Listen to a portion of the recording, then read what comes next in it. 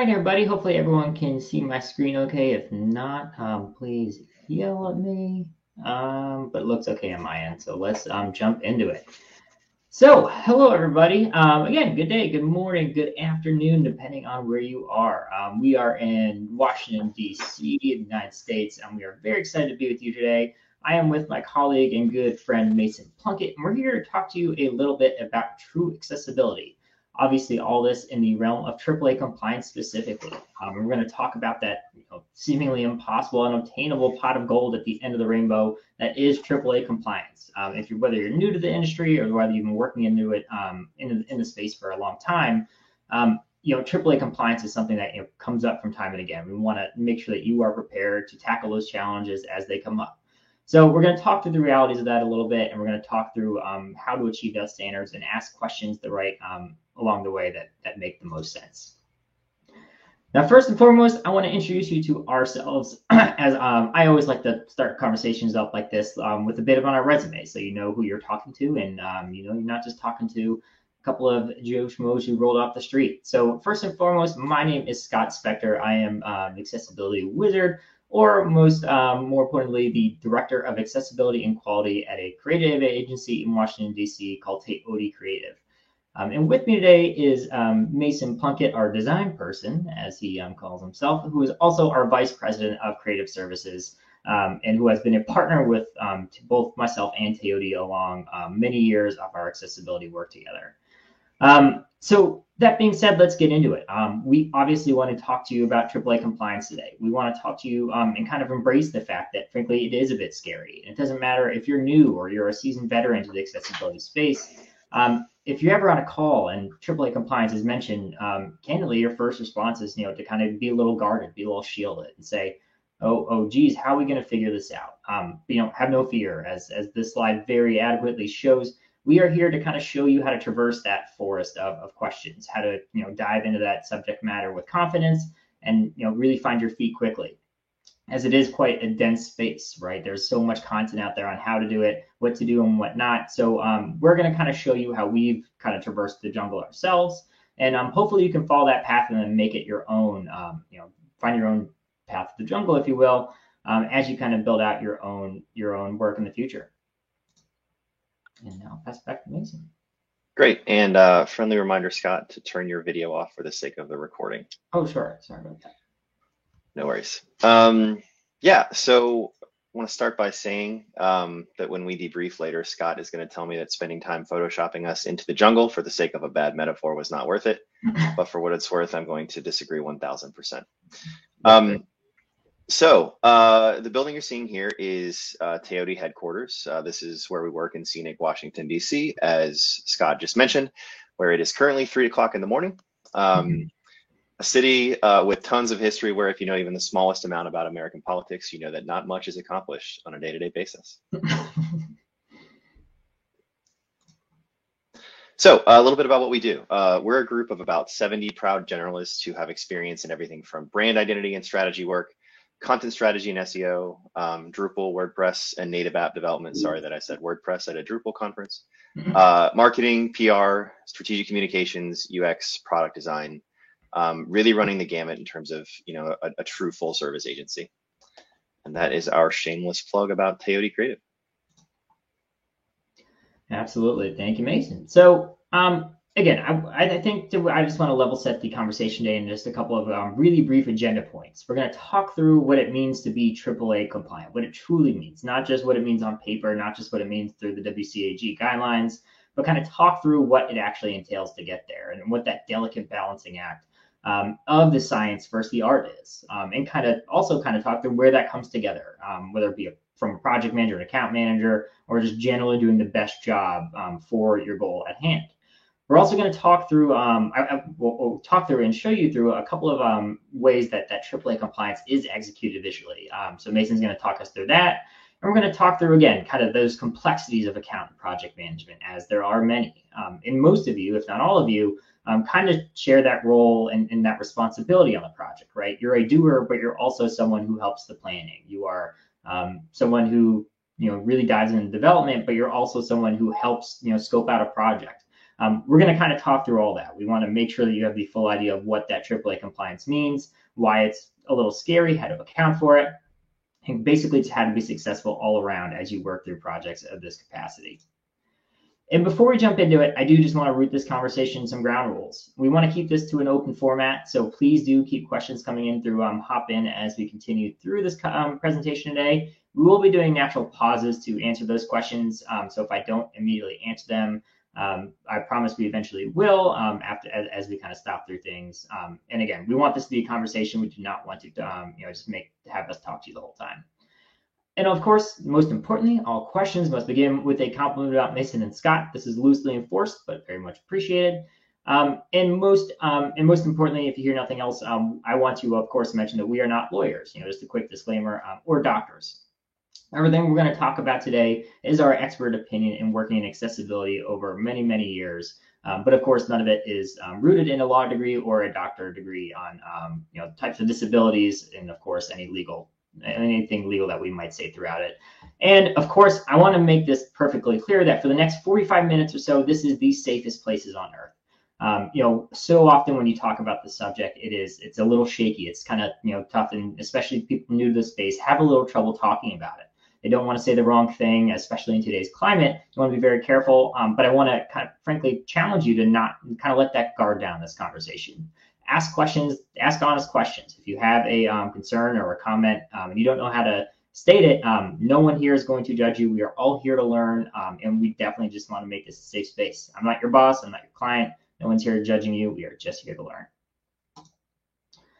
So to get into things, I'm going to talk a little bit about the science. The good news about AAA compliance is that it is set in within WCAG or WCAG, which I'm going to go into in a quick second. And that being said, is a finite set of rules, meaning we have the scaffolding there for us to work around it, but it is our job to build within them. That almost makes it a bit easier. It means you can control it. So once we understand those rules, we can control everything else around them. So let's jump into the rules just for a quick minute for those who might be a little bit newer to the space. And I will, of course, obviously mention that Mason and I being in DC, we are rooting a lot of this conversation in US, but mostly, of course, universal international standards, not necessarily focusing on the rules out there in the EU or the UK or anywhere else in the world, as we kind of wanted to lean into the fact that this is kind of how the US perceives this fact, as I'm sure that might be even most helpful for you, those out there in Europe. So getting back into things, WCAG compliance levels is obviously the kind of where we end when we talk about these things, right? It is the most boiled down idea of what starts, as you see in this top graphic, with the World Wide Web Consortium, or the W3C, as you might have heard it called. Now, that is generally the umbrella or parent group that drives a lot of foundational understanding on the web, and they are, of course, responsible for the Web Accessibility Initiative, or the WAI. The Web Accessibility Initiative is an international group of leaders and experts that built out the Web Content Accessibility Guidelines, or WCAG for short, or pronounced WCAG, WCAG, whatever you want to call it. That is obviously the root of the conversation today, is this rule made by these, just created by these international groups. Now, WCAG is obviously the international standards consisting of 3 different levels, A, AA, and AAA, which kind of scale exactly as you would expect. A is the basics, but could be a lot better, right? That is when you have just the most basic contrast ratios. Your content is good, but not great, needs a little bit cleaning up, and it just has the most basic foundational understanding of how to move throughout digital properties with accessibility in mind. AA, that is the gold standard and a job well done. When you look at websites, they almost always say, if they're obviously have an accessible presence, they say we are WCAG 2.0 or 2.1 AA. That is a fantastic standard. Nobody ever really looks down on a AA standard. That means you are intentionally going about your effort of accessibility on the web, and that you've really put compliance goals in the top of your conversation. Now, AAA, this is why we are here today. And in AAA, as you can imagine, is kind of, as I mentioned before, that pot of gold at the end of the rainbow. It is almost, if not entirely, impossible to meet, but it is the highest standard in the WCAG or WCAG guidelines. It doesn't mean, of course, that you should totally ignore it, but it does mean, of course, that AAA is there as a almost impossible guideline to meet. Even the W3C website mentions this, and I quote, "It is not recommended that level AAA conformance be required as a general policy for entire sites because it is not possible to satisfy all level AAA success criteria for some content." So there you have it. Even the people that built the rules have this understanding that AAA compliance as a whole is not 100% feasible. So that said, a lot of this conversation is rooted in that fact. It is not the idea that you want to build a AAA compliant website. The idea is that you want to build a compliant website and sprinkle in AAA components where it makes the most sense, where it drives the most impact for the user. And again, this is just W3 saying that, we understand nowadays that content functionality is so infinitely complex. So we can't, we would be a little remiss to try and force people going that direction. And brochure sites are a thing of the past. So just when the content is that complex, it's hard to get there. And when we talk about considerations here, I want to make sure that we know we are talking about these 4 primary fields. Of course, as the science expands, even these 4 things get expanded a little bit more. But just for simplicity's sake in today and to get to the meat and bones of things, we'll talk about these 4. And of course, everything is on a spectrum, but we'll talk about that in a second. But starting with cognitive, of course, you have everything from your mild to moderate to severe types of disabilities we talk about. Everything from dementia, Alzheimer's, or even PTSD on the moderate to severe side. And of course, on the more mild side, you have things like ADD, of course, which has its various severities as well. But those are kind of the double ends of that spectrum there. Auditory disabilities, you think of sensorineural and conductive, one of which happens just when you reach a certain age, and other, of course, can be brought on by other things that happen throughout your life. One being that shriek noise that you kind of hear at the end of a rock concert, and the other more of just a dulling of sound overall. And when you talk about physical considerations, that is obviously the most abundant, the most easy to kind of picture, right? That is someone who doesn't have full use of their motor capabilities, or physically doesn't have specific limbs to use actual keyboards. So that one, obviously, you can kind of imagine where that one falls into. And visual, to wrap it all up, is frankly the most common when you talk about compliance and accessibility. Blurred vision, glaucoma, cataracts, and of course, most commonly, which I'm going to talk about in a second, is age-related macular degeneration. At some point or another, almost every single person in the world's vision is going to start fading, needing reading glasses. So when you talk about accessibility, you talk about something that affects everybody. It is not something that affects a subset of the population. You yourself will need some kind of accessibility tool in the future. And I do want to mention this fact as is very important, especially today. The science is in this realm is growing every single day, and the spectrum is really important to consider. You have that mild, moderate, and severe size of the spectrum, and you want to make sure you cater to them. Not everybody is totally blind, but obviously not everybody just needs reading glasses. You want to make sure that you don't just look at things black and white, but you also, pun intended, but you also kind of look at things as a way to know that there's various different ways to cater to them, because not everybody is the same. And most importantly, I always like this slide to show these next 2 slides, because it is sometimes hard to get this kind of stuff moving internally. But when you talk about AAA compliance, you always want to keep these metrics in mind. And these are, of course, American statistics, but obviously you can kind of scale these out internationally pretty generally. And real quick, in the United States of America, 1 out of every 4 people, around 26%, have a disability. That's around 61.2 million people. And interestingly enough, almost half of the entire population is older adults that have 1 or more disabilities, which accounts for a market cap of disposable income of $490 billion. So this is actually in America one of the biggest minority groups, and this disposable income number is actually bigger than the next 2 groups beneath it. So when we talk about accessibility and compliance, and specifically AAA compliance, there is an actual monetary value to it. These numbers don't lie. And when you talk about this with your team or your management, your clients, these numbers are very important to kind of root things in reality. And I love this example when you talk about accessibility, because it is a really good metaphor and personification of what accessibility is. And on the left here, you have a doorknob, and on the right, you have a door handle. And everything we're going to talk through from here on out is mirroring that art of accessibility and usability. And on the left, you have a doorknob. On the right, you have a door handle. Now, imagine you're walking to your door with arms full of groceries, and you see a doorknob on your left. you're going to jimmy with it a little bit. You're not going to have a great time getting in. You eventually will, but it will be a pain.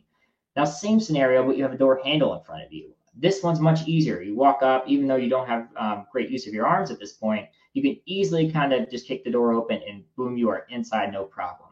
Now, this is a physical personification of this work we are trying to do on the web, right?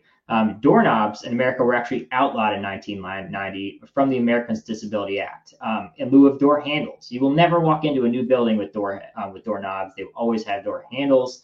And that is because the world knows that the door handle is a universally better design. This is something that was kind of accounted for people with disabilities, but is just better for everybody. And that is what we are here to talk about today. And that is just about the idea that good design and putting AAA compliance in the conversation is better for everybody. It is not just something that is good for accessible projects. And my part won't be as fun to kind of talk through as Mason's, as it is a bit more technically oriented. But I'm going to do my best to finally kind of get in the weeds about the science of this.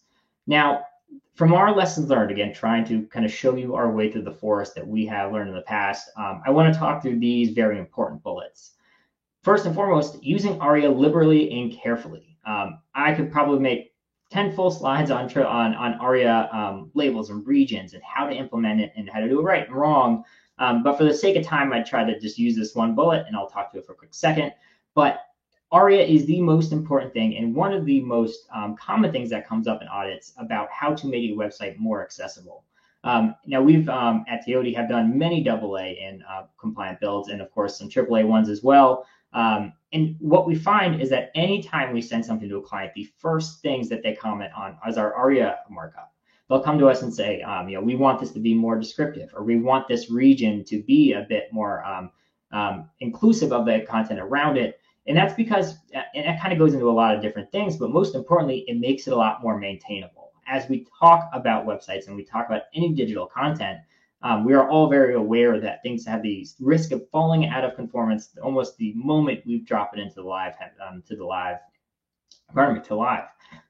So using correct regions and making things easy to understand, not just for the end user, but for us internally, make things much easier to maintain, make things much easier to pinpoint exactly what we're talking about. And then on that note, impactful, meaningful roles and labels, it's not just enough to use ARIA. You have to make those roles and labels mean something. We want to just make sure that that maintenance removes any ambiguity from the process. And now design, tabbing, and reading order. This is actually a process I have started working with Mason's team on, where it's now no longer the developer's job to kind of design that tabbing and reading order. It is the designers and the UX job to kind of develop that science with the developers as ahead of time, right? We want to say, in your style guide, kind of map out exactly how things are going to work. That really goes a long way with how when we do hand it off to developers to make sure that the team building the Drupal site has a really clear roadmap of what they're doing, that there's no guesswork involved.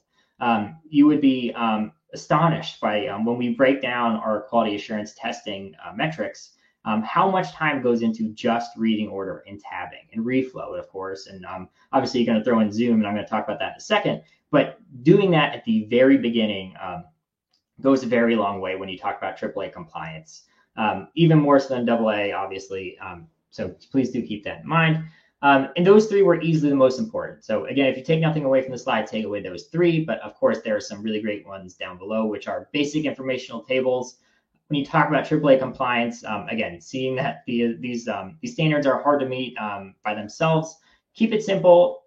Put your energy where it's most important, and that is, not in creating, the best visualizations for your tables. Just keep them basic.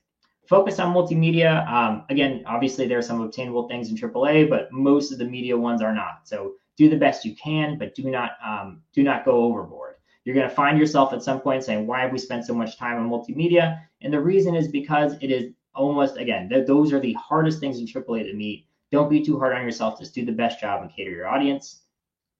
And accessibility tools. Don't feel afraid to kind of develop your own custom accessibility tools on the site if it is important to your audience. Do not forget about Zoom. I have two machines with me anytime I do accessibility testing. That is one at 200%, 400%, whatever makes the most sense for the site. And then, of course, one at standard Zoom perspective. That is easily the thing when it comes to the science of how to build this thing where things fall apart. So make sure that you account for that from the first time you start testing your site, and arrange for help when applicable. We really like bringing in outside groups to come help us with some of the science, right? We are so close to this to things, and when you talk about accessibility, there's so many tiny little pieces involved that sometimes you just need a firm to come in, do some quick usability testing for you, kind of run through your ARIA markup and make sure it makes sense, remove styles, check it out.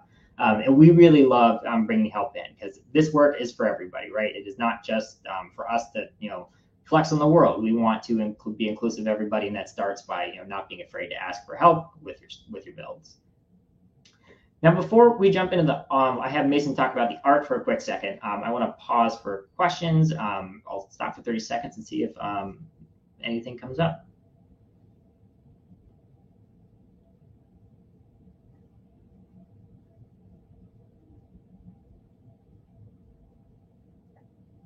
Again, just a reminder, we want to try and keep this an open forum if you guys are up for it. Obviously, we're happy to keep rolling, but if you have any questions, we are happy to answer them as we go or at the end.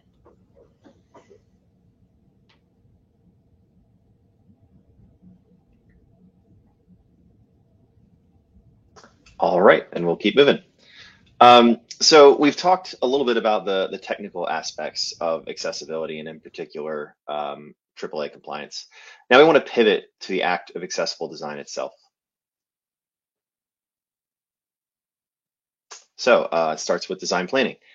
It's important to note that accessible design is not reactive, and it requires commitment from every member of your product team. So from day one of your engagement, it's really important to be an active listener, to encourage those around you to be active listeners, and to work together to identify insights to inform your accessibility plan. So for example, is there a particular page that isn't performing well from an engagement standpoint? Is there an area of specific focus that has been called out by a stakeholder? Has baseline testing shown that users are struggling with a certain feature? Note where you're seeing patterns of drop off or low engagement or what have you. Moments of poor UX are often moments of inaccessibility, so that your creative and technical teams, or whatever the infrastructure is within your organization, can place special focus on these issues during the build phase of your project. And while helping you to practice empathy along the way, this approach will also keep you grounded and out of the 30,000-foot big picture view that I think can make accessible design incredibly daunting and create stumbling blocks for product teams before any work is even started. So rather than viewing accessibility from the top down and from that high level viewpoint, reverse your thinking and start small. And so after we've planned, it's time to execute. So once you've captured the unique complexities and opportunities for accessible design within your project, it's time to put this notion of starting small into action. So before you tackle those complex challenges, encourage your design teams to create your UI building blocks through an accessible lens. That way, if they're bought in and they're doing their jobs well, and it's okay for me to say that because I manage designers, every choice that scales up from that foundation is going to create an even more accessible end product. So some questions designers should be asking themselves, can you celebrate the dramatic letter spacing and line spacing requirements of AAA compliance? And we'll actually show an example of that in a few moments. Can you prioritize 7:1 color contrast ratio across your typography stack? It's less daunting than it sounds if you prioritize it early. Do your menus offer consistent affordance and intuitive nesting while adapting to different viewports in an organic way that feels responsive, that feels natural? Scott mentioned tables. Does your table content translate to small devices? As it turns out, tables are actually really hard to handle responsively, so it's really important from an accessibility standpoint. If you have a map integration, does the map complexity decrease as you scale down to smaller viewports without sacrificing functionality? In terms of motion and animation, are micro interactions and animations serving the user, or are they just artifice and something to serve the ego of a designer?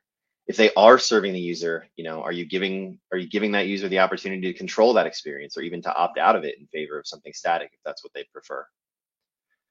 Taken on their own, each of these considerations can seem insignificant, but when they're prioritized together in concert, they can have a really, really dramatic impact on the equity of the build. So evangelizing these building blocks with your design team or again, whatever the infrastructure is within your organization, will absolutely help them to realize that accessibility is beautiful.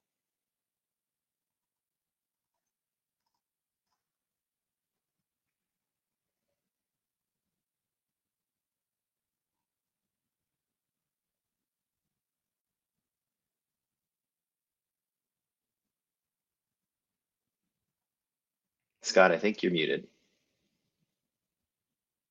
That is embarrassing. Jeez, thank you, Mason. All right, I'm back.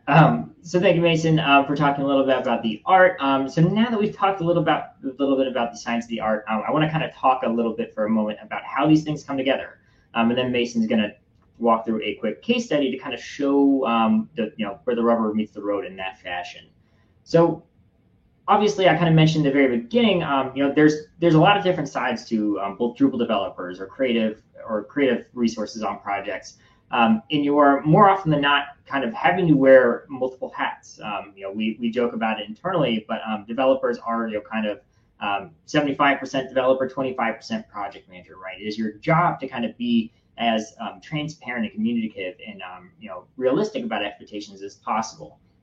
So let's start from the project management side, and of course, this obviously applies to very just general project management as well.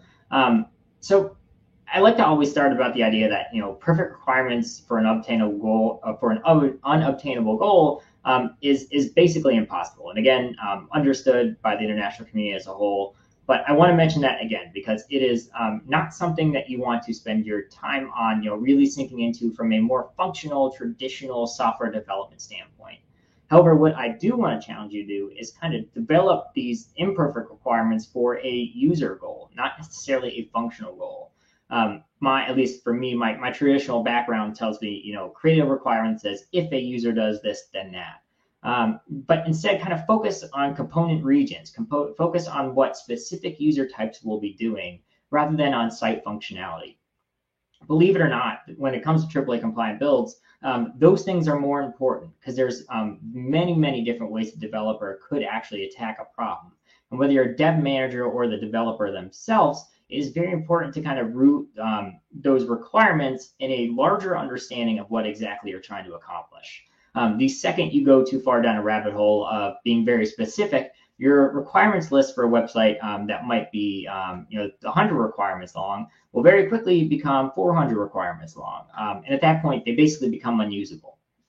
So again, focus on requirements that matter. Do not focus on your general process. When it comes to AAA compliance, again, nothing is straightforward, and you want to lean into that. You do not want to shy away or just try and just stick to how you've done it 100 times in the past. Now, dig into realities, not ambitions. This one I cannot stress enough. And this kind of comes to why Mason and I wanted to come and talk to you about this today is we have a great many of clients that come to us and say, we want AAA compliance. We do not care about how you get there. Just make our website or our digital output AAA compliant. But most of the time in these conversations, and Mason kind of mentioned earlier about, I'm sorry, he will be mentioning a little bit about discovery and how that kind of digs into a process. Dig into who your users are. You saw my numbers earlier about, I wanted to put that one in there very intentionally, that over 65% or 45% of the United States is 65 and older with one or more disability. If you are, for example, building a site for an elderly home, a retirement community, you want to focus on key visual impairments or key auditory impairments. When you focus on what matters to your users, you're going to have a much better impact versus just saying we need to hit our AAA compliance goals. And now that's kind of where the fork meets between your reality and your ambition.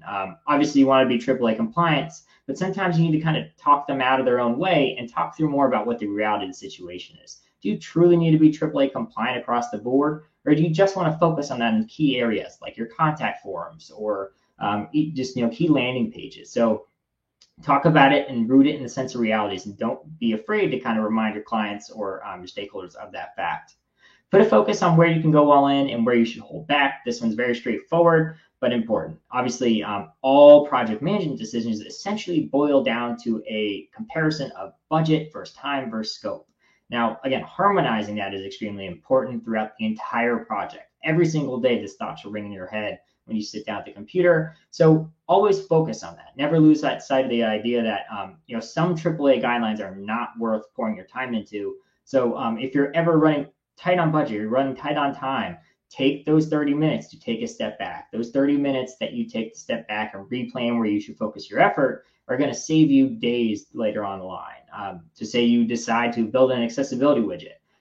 From the very beginning, that sounds like a great idea. You get 3/4 of the way done with your build, you run out of money and budget, and you realize, just building the site to be more compliant kind of negates the need for that widget in the first place. So again, make sure you focus, responsibly and not just aiming for AAA for the sake of AAA. Of course, I know this is kind of faux pas, if you will, to bring up on an accessibility talk, but it's important not to forget the rest of your audiences. When you talk about AAA compliance, you're speaking of the spectrum, you're talking about something that is so far on the complex accessibility side of the spectrum that it's easy to forget that you have an entirely separate audience as well, right? You have people with disabilities that you, of course, want to focus on. You do not want to leave them in the lurch, and you want to account for their presence on the web. But also don't forget that a lot of your audience as well do not have disabilities, or at least probably will not. So do not focus too much on the ambition, again, of this AAA compliance goal. Focus on the reality of who your audience is, and do not lose sight of that. I, for example, have a sticky note on my desktop for every project that says, that has a breakdown of the users. This keeps things in perspective for me as a project manager working for projects like this. And I want to also talk about, in that same vein, I'm introducing you to a new type of spectrum. When you have that data, and when you have not just, here are our user base, but also maybe if you can get the data, here is where their disabilities mostly focus and lie, you kind of come up with this idea of a more circular spectrum. And I like using this metaphor of the color wheel, right? And imagine, like, on all four corners of this wheel, that there are one of the different four considerations for accessibility: the physical, the cognitive, the auditory, the hearing. And it's not as black and white as, I have auditory issues, or I have physical issues that I need to account for. And when that does happen, you reach a kind of a not necessarily a black and white area along a linear plane, but instead somewhere that doesn't necessarily make the most sense on a straight line, right? You kind of end in this area where you need to account for those more opaque colors, that you see a more unique region. So don't be afraid to think of the spectrum as a circle and not a line. Most importantly, from the project management side, talk about it a lot. Bring it up at the least and once in a meeting, and make sure that goal is always in mind. As when you talk about AAA compliance, the least you can do is make sure that the conversations throughout your project are rooted in that fact. And I realize I'm taking up a little too much time, so I will speed up a little bit this slide. But from an account management side, Mason already mentioned a couple of these, but I just want to reiterate the idea that you want to be, move towards a full service approach in your builds. Even, I know this sounds a bit ridiculous if you are just a Drupal developer working on projects and moving forward, you might think, this isn't necessarily my job. But be an advocate, be someone who is pushing forward as you are building things to bring things up that might not have come front of mind.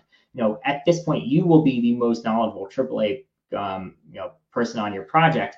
And with that comes a different mindset. You kind of start to think a little bit differently. So don't be afraid from an account management standpoint to think of ideas from a marketing and PR standpoint. We're building out this massive news page, but on this news page, the hero image doesn't even have someone with disabilities in it.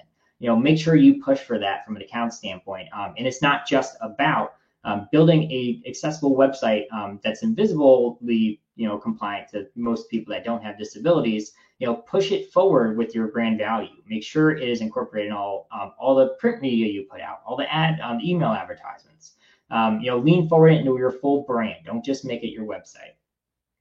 Bring it up in your quarterly check-ins with them for account health. Make sure that there's nothing top of mind for them at a board level or executive level. Keeping an eye on legal precedents. I spend at least 6 to 8 hours a week just reading up on case law throughout the world, trying to figure out exactly what's going on, and of course, focusing on what space that your clients operate in, on what legal precedents have affected them, so you can kind of roll with the punches, if you will, on how to build them the most accessible site for AAA compliance. Again, if there's a really stern law coming out, you want to, again, focus on areas of the site that are affected by that law to push for AAA compliance there, But again, that's a reality you can account for instead of just the blind ambition of a AAA compliant goal. Emphasize early and often. Obviously, make sure it has a seat at the table on day one. And of course, don't focus on their legal exposure, but prepare them for it. We don't like to start any conversation out with scaring them, but we also want to make sure that should something come up, that they are prepared to account for it. And with that, we're going to move into a quick case study. I'm going to pass it over to Mason. Yeah, want to be mindful of time, so I'll keep moving quickly as well. Now that we've talked a little bit about designing for accessibility in the abstract, I want to take a minute or two to kind of briefly walk through a few specific details of a practical application from a recent client project of ours. So this is the homepage of a website project that I worked on with Scott for a nonprofit in the Washington, D.C. area. In this particular case, we knew from our analytics and from heat map testing that the hero area of the homepage was overwhelmingly popular among users. And, obviously that's a fairly predictable data point. But in this particular case, it was so overwhelming that we chose this as a viable candidate for AAA compliance. So right out of the gate, you can see that rather than kind of diminishing the exaggerated line spacing that's required for oversized AAA headings, we found a way to own it and celebrate it in dramatic form. So, we effectively made it this design element and stylized it, gave it kind of a life of its own within the hero area of the homepage. Also, we leveraged a vertical navigation scheme with persistent toggles for a large text mode, as well as a high contrast mode. Truly best practices in terms of accessibility at this point. So the next piece that you're seeing here is something a little bit interesting in terms of the interactive piece of this experience. So this we discover, we create, we innovate scheme effectively acts as a vertical scroll triggered carousel where the user advances through these three different headings, revealing the supporting content fields. So when you get to this section of the page, you'd kind of auto advance through these three pieces as you continue to scroll rather than having some click-based interaction. We have included pagination as well as an option to skip the interactive element altogether, as I mentioned earlier, just to make sure that we're being equitable in terms of not forcing a particular way of engagement on users, but allowing them to have something that feels a little bit unexpected and delightful. And we're also being really very intentional about our CTAs here as well. So not only in terms of consistent affordance for clickability, but also with the language that you're using. So on that last slide, you saw view 2020 annual report, kind of leaves very little to the imagination in terms of what we're hoping to achieve. And then if we jump to the third slide. So one more quick piece, something I was really excited about was, getting to be a little bit unexpected with a node queue for story content here. Where we've created pretty clear separation between the images and their supporting text, which again, from an accessibility standpoint, gives you the opportunity to use any photo element that you want without it competing with your text, with your typography. If you're a front-end Drupal developer, I'm sure you've had to deal with accessibility issues related to typography and images overlapping. And this approach, it separates those layers, as I mentioned, but it also gives us the opportunity to do something that feels a little bit unbalanced or dynamic. And so, I guess I'm again trying to drive the point home that accessible can still be beautiful. And that is a little bit of a case study.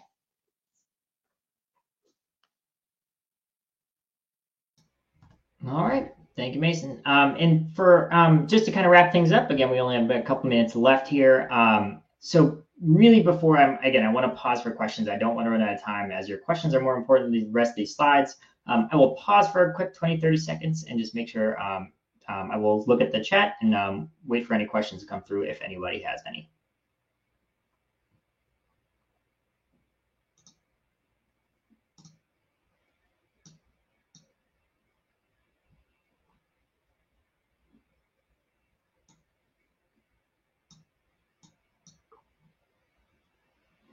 Martin Dutton, I see your question in the chat about asking us to send the URL over for the site that Mason was just showing, but I will obviously say that that one in particular was just a prototype of one that we are currently working on and not one that we are quite ready to share with the world. But Martin, if you want to go ahead and reach out to us, we'll have our contact details on this last side, and we'll happily send over some of that key art so you can kind of see what we were working on there. And with that, I'm going to jump in and we'll wrap up these next couple of slides. Again, we want to make sure that we root this conversation in the realities of AAA compliance and make sure that you kind of take away some key things here. And first and foremost, I want to start with the why, right? When you start this conversation, do not, don't aim for AAA compliance just for the sake of it. Know your goals. And what Mason's team does an incredible job of doing is craft a strategy to support those goals. They spend hours and hours with clients crafting these strategies, not just saying, they come to us with an ask, and it's our job and your job as creators to make sure that, frankly, that they're asking the right things, because they won't know what they don't know. That is one of my least favorite cliches to say, but it is very true, and more true when you talk about AAA compliance. And Mason. Sure. So the reality is that some designers struggle to reconcile aesthetic preferences with the constraints of an equitable web.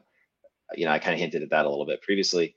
Sometimes it's about ego. Sometimes it's because they've spent too much time looking at inspiration sites, looking at UDribble. Sometimes it's because they simply don't know any better. But the fact remains that good designers know that accessible design is beautiful design. So encourage a designer near you to think accessibly. But that's not enough. We got to think beyond the web as well. Accessible websites are only the beginning. Consider building accessibility and equity into video, podcasts, PDFs, motion graphics, and all manner of other media within your company's content ecosystem. Rooting your brain in trust and equity puts you ahead in a race that others don't even know they're running. And last but certainly not least, establishing a culture is one of the most important things I talk about in any training I ever do, or any content workshop, or any even client kickoff. You want to build a team that supports an accessibility first mindset. So there's less specialization on the subject internally. Put it in your job ads. Make it as important as just billing your clients. When you talk, we're not, almost every company right now says they do this. We are all very obviously trying, but we've got a little bit of a way to go, right? We want to make sure that something like accessibility is brought up at every decision point, and we throughout the project's life cycle. And you build that culture around it. I tell my teams all the time, I want to be worked out of a job. I don't want to be one accessibility specialist in a massive team of incredibly talented engineers and designers. I want every one of them to be just as specialized as me, so that someday the world doesn't need directors of accessibility, right? Every team, it's just so organically baked in that it is not needed from a macro level. And with that, we thank you obviously for your time. We genuinely appreciate you coming to hang out with us today and talk about a little bit about AAA compliance. Mason and I love talking about this subject because it matters, right? Everyone is here because they care about users' with disabilities and building a portfolio in the world of accessible websites. Of course, don't be a stranger. Mason and I put both our personal, our work emails down below, as well as our LinkedIn's, which are easy enough to find. So please do reach out if you have any questions, just like a question to kind of see some of that art that Mason was showing off. We are happy to share stuff, as obviously this is a science and an art that is done for the betterment of the world, and not something that we would ever try and do selfishly. So with that in mind, we are right at time. Thank you guys so much again from the bottom of our hearts. We do appreciate you coming to hang out with us today. Have a fantastic rest of your day and a wonderful rest of DrupalCon.